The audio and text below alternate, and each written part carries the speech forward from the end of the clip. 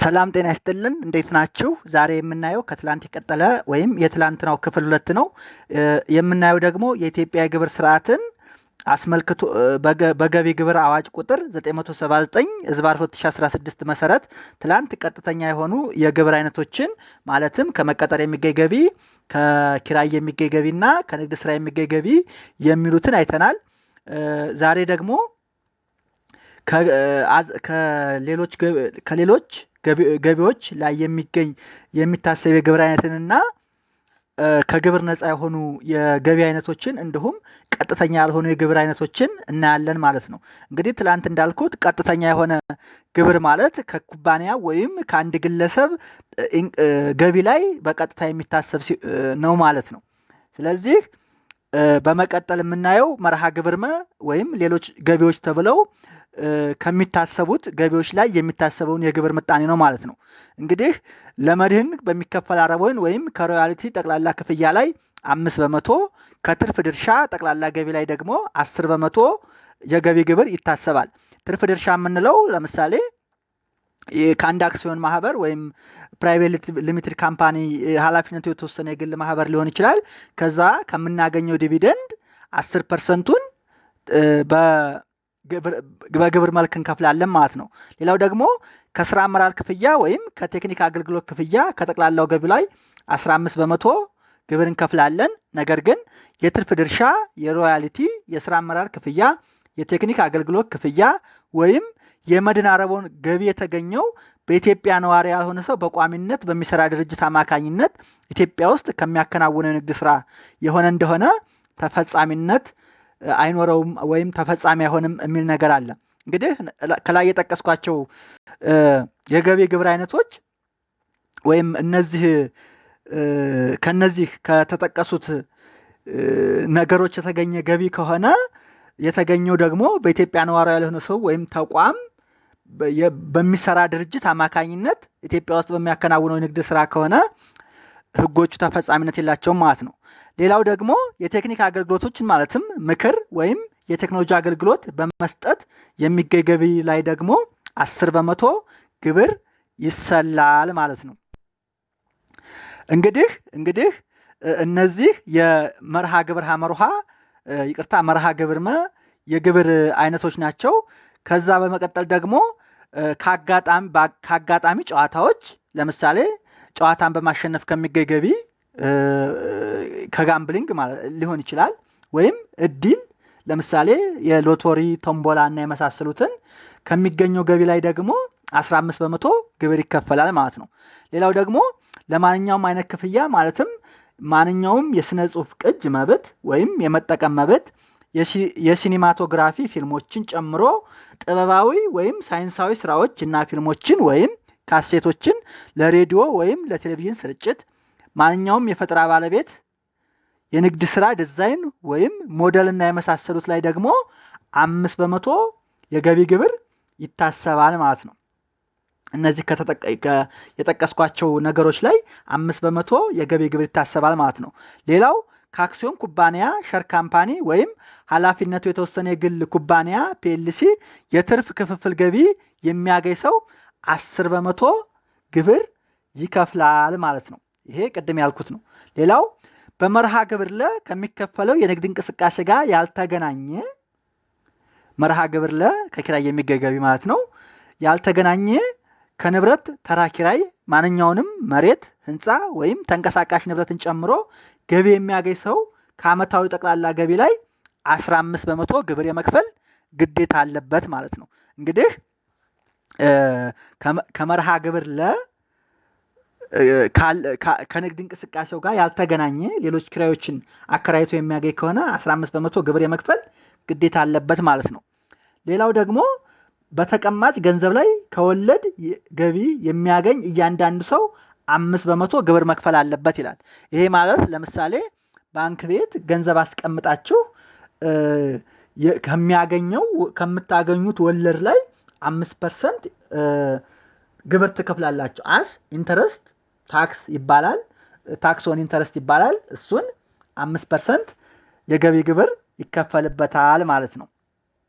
እንግዲህ መርሃ ግብር ወይንም ሌሎች ገቢዎች ላይ የሚታሰቡ የግብር አይነቶች አሁን ያየናቸው ሲሆኑ ወደ መርሃ ግብር ሰ ወይንም ከገቢ ግብር ነፃ የሆኑ የገቢ አይነቶች ደግሞ የሚሉትን ስናይ እንደሚከተሉት ይሆናሉ ማለት ነው።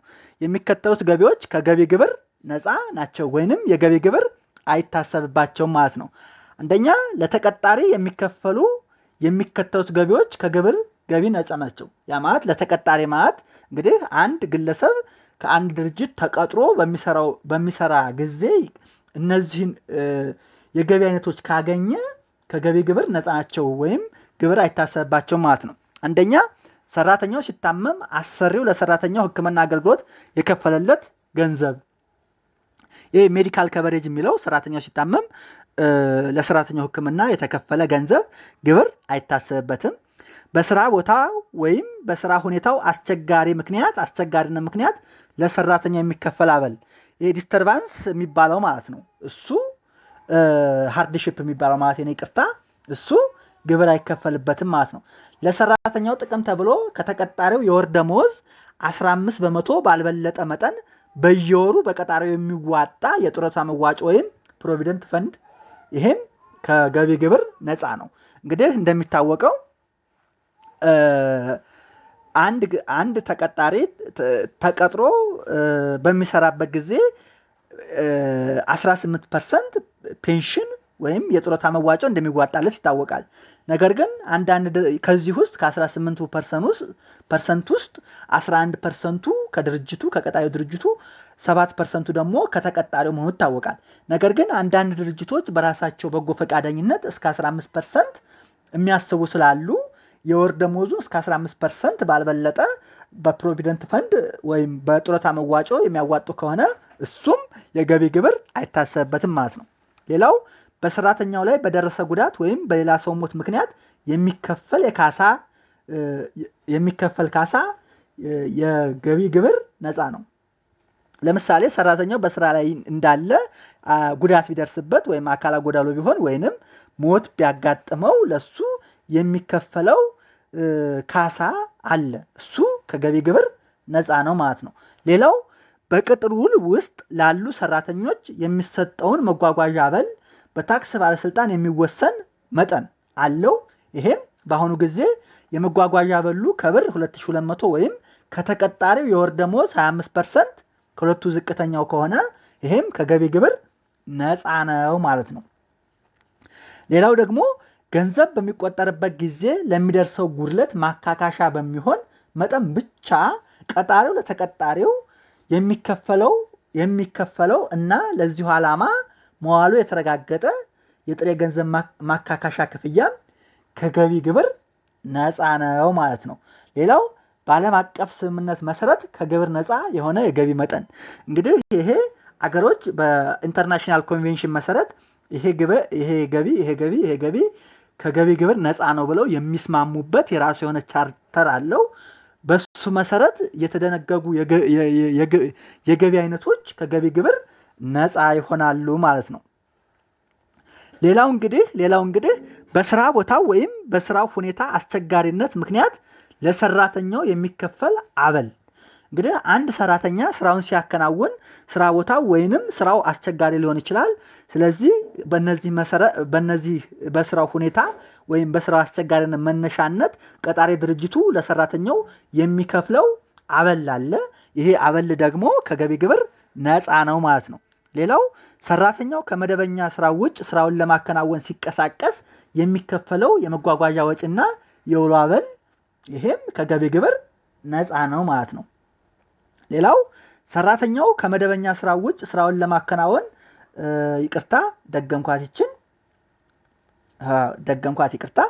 በትምህርት ተቋም ውስጥ ትምህርትን በነፃ ለመከታተል የሚፈጸም ክፍያ። ለምሳሌ በአንድ ትምህርት ተቋም ውስጥ ትምህርትን ለመከታተል ስፖንሰር ያደረገ አካል ይኖራል። ስለዚህ ያ ስፖንሰር ያደረገው አካል ለተማሪው የሚከፍለው ክፍያ ከገቢ ግብር ነፃ ነው ማለት ነው። ሌላው ለቀለብ ወይም ለህፃናት ድጋፍ የሚሰጡ ክፍያዎች እንግዲህ ወላጆች ወይም አሳዳጊዎች ለህፃናት ድጋፍ ወይም ለህፃናት ቀለብ በሚል በራሳቸው ውዴታ ወይም በፍርድ ቤት አማካኝነት ሊታዘዙ ይችላሉ። ስለዚህ እነዚህ ለህፃናት ቀለብ ወይም ለህፃናት ድጋፍ የሚሰጡ ክፍያዎችም ከገቢ ግብር ነፃ ናቸው ማለት ነው።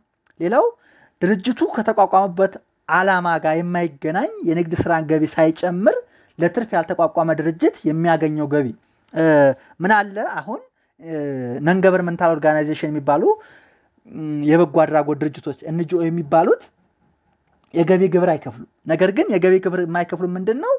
ከተቋቋሙበት ዓላማ የሚገናኝ ስራ እስከሰሩ ድረስ የገቢ ግብር አይከፍሉም። የማይገናኝ ስራ ግን ከሰሩ ግብር ይከፍላሉ። ስለዚህ የሚለው ምንድነው መመሪያውም ድርጅቱ ከተቋቋመበት ዓላማ ጋር የማይገናኝ ንግድ ስራ ሳይጨምር ለትርፍ ያልተቋቋመ ድርጅት የሚያገኘው ገቢ ከገቢ ግብር ነፃ ነው ማለት ነው። ሌላው ለቀለብ ወይም ለህፃናት ድጋፍ የሚሰጡ ክፍያዎች ከላይ አብራርቸዋለሁ። ሌላው ድርጅቱ ከተቋቋመበት ዓላማ ጋር የማይገናኝ የንግድ ስራ ገቢ ሳይጨምር ለትርፍ ያልተቋቋመ ድርጅት ይሄም ያው ተደግሞ ነው ራሱ ነው ማለት ነው። እንግዲህ ትላንት 3 ዛሬ 2 ያየናቸው 5 የግብር መርሃ ግብሮች አሉ። እነዚህ ቀጥተኛ የግብር አይነቶች ይባላሉ። ቀጥተኛ የግብር አይነት የተባሉት ደግሞ ከኩባንያው ወይንም ከግለሰቡ ገቢ ላይ በቀጥታ የሚታሰቡ ስለሆነ ማለት ነው። ሌላው ሁለተኛው የግብር አይነቶች ቀጥተኛ ያልሆኑ ግብሮች ይባላሉ። ቀጥተኛ ያልሆኑ ግብሮች ናቸው። ቀጥተኛ ያልሆኑ ግብሮች የሚባሉት ደግሞ ከሸቀጦች ወይም ከአገልግሎቶች ላይ የሚጣሉ የግብር አይነቶች ናቸው። ከግለሰቡ ወይም ከኩባንያው ገቢ ላይ ሳይሆን ከሸቀጦች ወይም ከአገልግሎቶች ላይ የሚጣሉ የግብር አይነቶች ሲሆኑ በግለሰቦች ገቢ ላይ ግን ቀጥታ አይጣሉም። እነዚህ የግብር አይነቶች የሚከፈሉትም ከእቃው ከተገዛው ወይም ከተሸጠው እቃና ከደሊቨር ከተደረገው ከአገልግሎቱ ዋጋ ጋር ተደምረው የሚታሰቡ የግብር አይነቶች ናቸው። ስለዚህ አሁን ከቀጥተኛ ያልሆነ ግብር ሲነሳ ምን ይዘው ነገር ምንድነው? አንደኛ ከእቃ ወይም ከአገልግሎት ዋጋ ጋር ተደምረው የሚከፈሉ እንጂ ከግለሰቡ ወይም ከኩባንያው ገቢ ላይ የማይታሰቡ መሆናቸውን ማወቅ አለብን ማለት ነው። ኢንዳይሬክትሊ የሚከፍለው ኮንሱመሩ ነው ማለት ነው። ኮንሱመሩ ተጠቃሚው ነው ማለት ነው። ስለዚህ ቀጥተኛ ያልሆኑ ታክሶች ዋናዎቹ የሚባሉት አንደኛ ተጨማሪ እሴት ታክስ ነው፣ ቫልዩ አድ ታክስ ነው።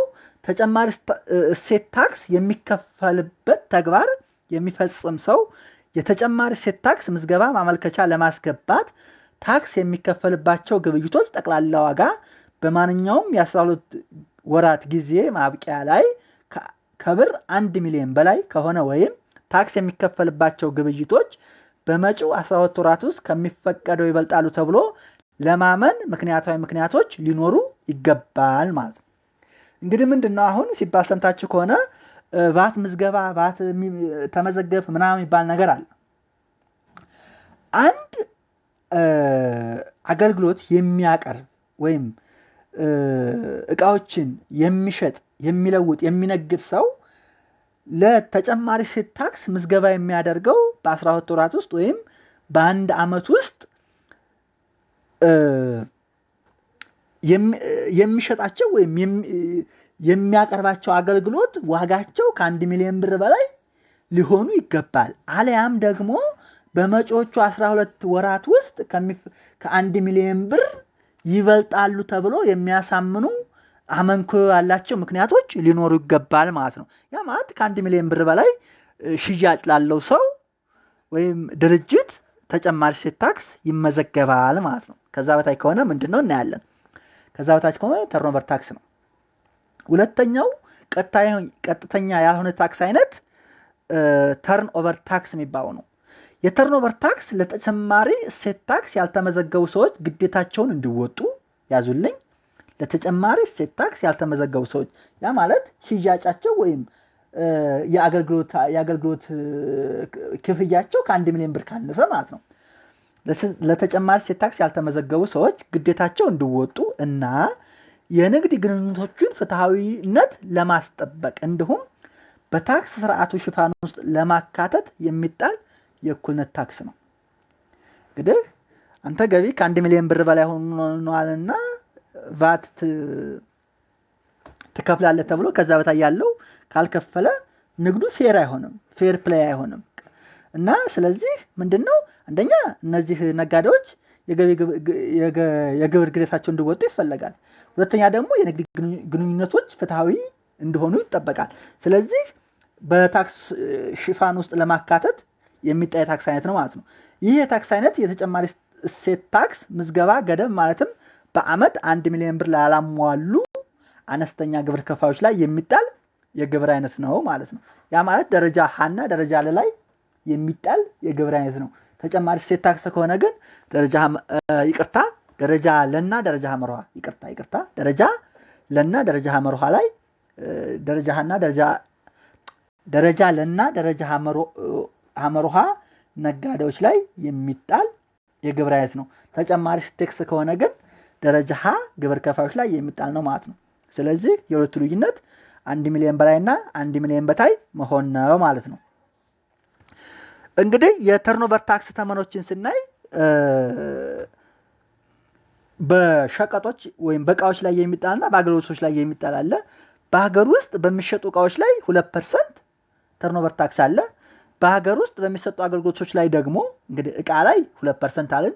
አገልግሎት ላይ ደግሞ ከሆነ 2% በኮንትራክተሮች፣ የእህል ፋብሪካ፣ ትራክተሮች እና ኮምባይነሮች ላይ 2% ሲጣል በሌሎች ላይ ደግሞ 10% ይጣላል። እዚህ ላይ የምትይዙት አገር ውስጥ በሚሸጡ እቃዎች ላይ 2% ነው። በኮንትራክተሮች፣ የእህል ፋብሪካዎች፣ ትራክተሮች እና ኮምባይነሮች ላይ 2% ሲጣል በሌሎች ላይ ደግሞ 10% ይጣላል ማለት ነው። ሶስተኛው የቀጥተኛ የሆነ ታክስ አይነት ደግሞ ኤክሳይዝ ታክስ የምንለው ነው። እንግዲህ ኤክሳይዝ ታክስ የምንለው በተመረጡ እቃዎች ላይ የሚጣል የግብር አይነት ነው።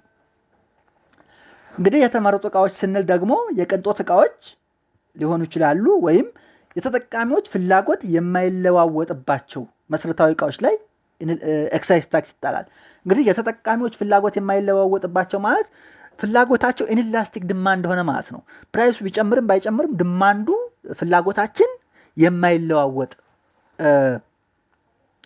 the percentage change in the price change ኳንቲቲ ዲማንዳችን ላይ ምንም አይነት ኢፌክት የማያመጣ percentage change in the price of the commodity is greater than percentage change in quantity demanded የሆኑ ጉዶች ኢንላስቲክ ይባላል። እነሱ ላይ የሚጣል የግብር አይነት ነው። ሌላው ኤክሳይዝ ታክስ የሚጣልባቸው እቃዎች ለጤና አደገኛ የሆኑና ለማህበራዊ ችግሮች መንስኤ የሚሆኑ እቃዎች ላይ ኤክሳይዝ ታክስ ይጣላል። የኤክሳይዝ ታክስ በ19 እቃ አይነቶች ያ ማለት አይተም ግሩፕስ ማለት ነው እቃ አይነቶች ስንል እና በ378 እቃዎች ላይ ተፈጻሚ ይሆናል። ኢትዮጵያ ውስጥ እንግዲህ ኤክሳይዝ ታክስ እንዳልነው የቅንጦት እቃዎችና የፍላጎት የማይለዋወጥባቸው መሰረታዊ እቃዎች ላይ ለጤና አደገኛ የሆኑና ለማህበራዊ ችግሮች መንስኤ የሚሆኑ እቃዎች ላይ ሲጣል በ19 እቃ አይነቶችና ይሄ አይተም ግሩፕ ለማለት ነው በ378 እቃዎች ላይ ተፈጻሚ ይሆናል ማለት ነው። የግብር መጠኑ ደግሞ ከ5% እስከ 500% ይደርሳል። ያው በቃ ከ5% እስከ 500% የደረሰ ኤክሳይዝ ታክስ ይጣላል። እንግዲህ 5% ምንድነው? 10%፣ 100%፣ 500% የሚለው እናያለን። ለምሳሌ ከሀገር ውጭ ወደ ሀገር ውስጥ የሚገቡ ድሮ አሮጌ መኪናዎች እስከ 500% ግብር ይጣልባቸው እንደነበረ አውቃለሁ። ሌላው አራተኛው የቀጥተኛ የሆነ ታክስ አይነት የጉምሩክ ግዴታ ወይም ከስተም ዱቲ የሚባለው ነው። እንግዲህ የጉምሩክ ግዴታ ወይም ከስተም ዱቲ ማለት በጉምሩክ ታሪፍ ደንብ እና በዓለም አቀፍ የተጣጣመ የሸቀጦች መግለጫ መሰረት ያማት ሃርሞናይዝድ ኮሞዲቲ ዲስክሪፕሽን ወደ ሀገር ውስጥ በሚገቡ እና ወደ ውጭ በሚላኩ እቃዎች ላይ የሚከፈል እና የሚሰበሰብ ክፍያ ማለት ነው። አሁን ባለው ከረንት ሴናሪዮ ከሀገር ውጭ በሚወጡ ወደ ውጭ በሚወጡ ኤክስፖርት ታክስ ላይ ኤክስፖርት ታክስ የሚባል የለም፣ ዜሮ ነው። ግን የጉምሩክ ግዴታ ከተባለ ወደ ሀገር ውስጥ በሚገቡና ወደ ውጭ በሚላኩ ምርቶች ላይ እቃዎች ላይ የሚከፈልና የሚሰበሰብ የግብር ክፍያ ማለት ነው። ይህም የሚከፈለው እንዴት ነው ስንል በጉምሩክ ታሪፍ ጉምሩክ የራሱ የሆነ የታሪፍ ደንብ ይኖረዋል፣ ወይም ደግሞ በዓለም አቀፍ የተጣጣመ የሸቀጦች መግለጫ ሃርሞናይዝድ ኮሞዲቲ ዲስክሪፕሽን የሚባል በዛ መሰረት ይጣላሉ ማለት ነው። እንግዲህ መደበኛ የጉምሩክ ታሪፍ እንደ ዕቃው የተፈጥሮ የሚለያይ ሲሆን እሱም ከ10% እስከ 35% የሚደርስ ይሆናል። ነገር ግን ከምስራቃዊ እና የደቡብ አፍሪካ የጋራ ገበያ ወይም ኮሜሳ የሚባለው ማለት ነው ኮመን ማርኬት ፎር ኢስት ኤንድ ሳውዝ አፍሪካ ካንትሪስ ኮሚኒቲስ የሚባሉት አባል ሀገራት ላይ ለሚመረቱና ለሚገቡ ዕቃዎች የሚተገበር ልዩ የጉምሩክ ታሪፍ ደግሞ 10% ከመደበኛው ታሪፍ ያነሰ ነው። ያ ማለትም ከ4.5% እስከ 31.5% ይደርሳል ማለት ነው። እዚህ ላይ አሁን የምታዩት ሁለት ነገሮች አሉ። ከኮሜሳ አባል ሀገሮች የሚመረቱና የሚገቡ ምርቶች ሲሆኑ ከመደበኛው የሚያንስ በ10% የሚያንሱ ሲሆን ከ4.5 እስከ 31.5% ይጣልባቸዋል። መደበኛ ጉምሩክ ታሪፍ ግን እንደ ዕቃው አይነት የሚለያይ ሆኖ ከ10 እስከ 35% ይሆናል ማለት ነው። ሌላው የቀጥተኛ የሆነ የግብር አይነት ሱርታክስ ይባላል። ይሄ ሱርታክስ ማለት ከማዳበሪያ፣ ከፔትሮሊየም እና ማለስለሻ ቅባቶች፣ ከሞተር ተሽከርካሪዎች፣ ከልዩ ዓላማ የሞተር ተሽከርካሪዎች፣ ከአውሮፕላኖች፣ ከየጠፈር መንኮራኩሮች እና ክፍሎች እንዲሁም የካፒታል ወይም ኢንቨስትመንት ዕቃዎች በስተቀር ከውጭ በሚገቡ ዕቃዎች ላይ የሚተገበር ተጨማሪ 10% ታክስ ነው። ሱርታክስ የምንለው እንግዲህ የማያካታቸው አሉ። ማዳበሪያ፣ ፔትሮሊየም ወይም ማለስለሻ ቅባት፣ ፊውል ኤንድ ሉብሪካንትስ የሚባሉት ማለት ነው። ሞተር ተሽከርካሪዎች፣ ልዩ ዓላማ የሚያገለግሉ ሞተሮች፣ አውሮፕላኖች፣ የጠፈር መንኮራኩሮች እና ክፍሎቹ ወይም ካፒታል ወይም ኢንቨስትመንት ዕቃዎች የሚባሉ አለ አይደል? ለፋብሪካ ጥሬ ዕቃነት ግብዓት የሚባሉ ካፒታል ኮሞዲቲስ ከነሱ ውጭ ያሉ ዕቃዎች ሁሉም ወደ ሀገር ውስጥ የሚገቡ ከሆነ 10% ሱርታክስ ያስተናግዳሉ ማለት ነው። እንግዲህ የገንዘብ ሚኒስቴር ከሱርታክስ ነፃ የሆኑ ዕቃዎችን ዝርዝር ለመጨመር ወይም ለመቀነስ ስልጣን ተሰጥቷል ይላል። የገንዘብ ሚኒስቴር ከፈለገ ሁሉንም ዕቃዎች 10% ሱርታክስ ይከፈልባቸው ማለት ይችላል። ወይንም ደግሞ ሁሉም ዕቃዎች ከሱርታክስ ነፃ ናቸው ማለት ይችላል። ስለዚህ የዕቃዎችን ዝርዝር መጨመር ወይም መቀነስ የሚችለው የገንዘብ ሚኒስቴር ነው፣ ስልጣን አለው ማለት ነው። ሌላው እንግዲህ የተቀናሽ ግብር የሚባል አለ። ዊዝ ሆልዲንግ ታክስ የሚባለው ማለት ነው።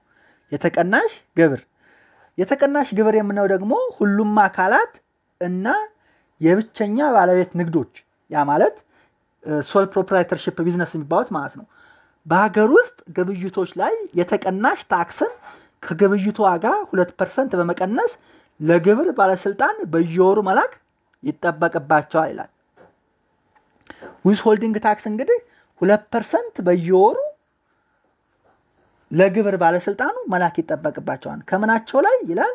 በሀገር ውስጥ ግብይቶች ላይ የተቀናሽ ታክስ ከፈጸሙት ግብይት 2%ን ለባለስልጣን መስሪያ ቤት በየወሩ መላክ ይኖርባቸዋል ይላል። ይሄም ሆኖ ግን የተቀናሽ ታክስ የሚከፈልበት ገደብ ግን ብር 300 ለአገልግሎቶች ግዥ ሰርቪስ ማለት ነው። ከሰርቪስ ላይ ብር 3000 ከዕቃዎች ግዥ ወይም ሽያጭ ከሆነ ግን 10,000 ብር የተቀናሽ ታክስ ወይም ዊዝ ሆልዲንግ ታክስ መክፈል አለባቸው ማለት ነው። ሌላው ደግሞ የግብር መለያ ቁጥር ወይም ታክስ አይደንቲፊኬሽን ነምበር እና ህጋዊ የንግድ ፍቃድ በማያቀርቡ አቅራቢዎች ላይ ያለው የተቀናሽ ታክስ መጠን ደግሞ 30% ነው ይላል። ከላይ ያሉት 3000 እና 2% ወይንም ገደቡ 3000 እና 10000 ብር የሚከፍሉት የግብር መክፈያ መለያ ቁጥር ያላቸው እና ህጋዊ የንግድ ፍቃድ የሚያቀርቡ ድርጅቶች ሲሆኑ የግብር መክፈያ ቁጥርና ህጋዊ የንግድ ፍቃድ በማያቀርቡ አቅራቢዎች ላይ ከሆነ ደግሞ የተቀናሽ ታክስ መጠን ወደ 30% ከፍ ይላል። የተቀነሰ ታክስ መጠን በአመቱ መጨረሻ በአቅራቢያው ከሚከፈለው ታክስ ተቀናሽ ይሆናል። መጨረሻ ላይ ግን ከሚከፍሉት ታክስ ላይ ታስቦ ተቀናሽ ይደረግላቸዋል። የተቀናሽ ግብር ዊዝ ሆልዲንግ ታክስ ማለት መጨረሻ ላይ ተመላሽ ስለሚሆንላቸው ማለት ነው። ሌላውና ሰባተኛው ምንድነው? የቴምብር ግዴታ ነው። የቴምብር ግዴታም ቀጥተኛ ካልሆኑ የግብር አይነቶች ውስጥ የሚመደብ የግብር አይነት ነው። ይህ የሚከፈለው እንግዲህ በሰነዶቹ ባህሪ ላይ በመመስረት 12 አይነት ሰነዶች ከቴምብር ቀረጥ ጋር በተለያየ ዋጋ እንዲከፍሉ ይደረጋሉ ይላል። የቴምብር ቀረጥ ለምሳሌ አንድ ሲምፕል ሴናሪዮ ማነሳላችሁ። መኪና ብትሸጡ ወይም ብትገዙ የቴምብር ቀረጥ 1% ትከፍላላችሁ። ቤት ብትገዙ ወይም ብትሸጡ የቴምብር ቀረጥ 1% ስታምፕ ዱቲ ማለት ነው። ይሄ ማለት ቴምብር ቀረጥ ማለት ስታምፕ ዱቲ ነው። ለመንግስት ትከፍላላችሁ። ስለዚህ 12 አይነት ሰነዶች ከቴምብር ቀረጥ እንዲከፍሉ ተደንግጓል ማለት ነው። ይህም ቀጥታ ከሚሰጠው አገልግሎት ጋር ወይም ገዢ ወይም ሻጩ ጨምሮ የሚከፍለው ነው እና ቴምብር ቀረጥ ወይም ስታምፕ ዱቲ የሚባለው የታክስ አይነትም ቀጥተኛ ያልሆነ የታክስ አይነት ነው ማለት ነው። እንግዲህ ዛሬ ቀጥተኛ ከሆኑ የግብር አይነቶች መርሃ ግብር መንና መርሃ ግብር ሰን እንዲሁም ቀጥተኛ ካልሆኑ የግብር አይነቶች ደግሞ ከእንደ ተጨማሪ እሴት ታክስ፣ ተርኖቨር ታክስ፣ የቴምብር ግዴታ፣ የተቀናሽ ግብር ወይም ዊዝ ሆልዲንግ ታክስ፣ ሌላ ደግሞ እንደ ጉምሩክ ቀረጥ የመሳሰሉትን እንደ ኤክሳይዝ ታክስ የመሳሰሉትን ቀጥተኛ ያልሆኑ የግብር አይነቶች ወይንም ከሸቀጦችና አገልግሎቶች ላይ የሚጣሉ የግብር አይነቶችን አይተናል። ስለዚህ እንዳልኩት ሁለት አይነት የግብር አይነቶች አሉ፣ ቀጥተኛ ያልሆኑና ቀጥተኛ ያልሆኑ። ቀጥተኛ ያልሆኑት ምንድን ናቸው? ቀጥተኛ ያልሆኑት ማኞች ናቸው የሚለውን አይተናል። የዛሬውን በዚህ ለማጠናቀቅ እወዳለሁ። ሌሎችን እንግዲህ ነገ ደግሞ በሌሎች ርዕሶች ላይ እመለሳለሁ። አስተያየት ጥያቄ ካለ ጻፉልኝ። ሌላው ቤተሰብ ያልሆናችሁ ሰብስክራይብ ማድረግ ቤተሰብ እንድትሆኑ ለሌሎችም እንዲደርሳቸው ሸር እንድታደርጉልኝ በአክብሮት ጠይቃለሁ። አመሰግናለሁ።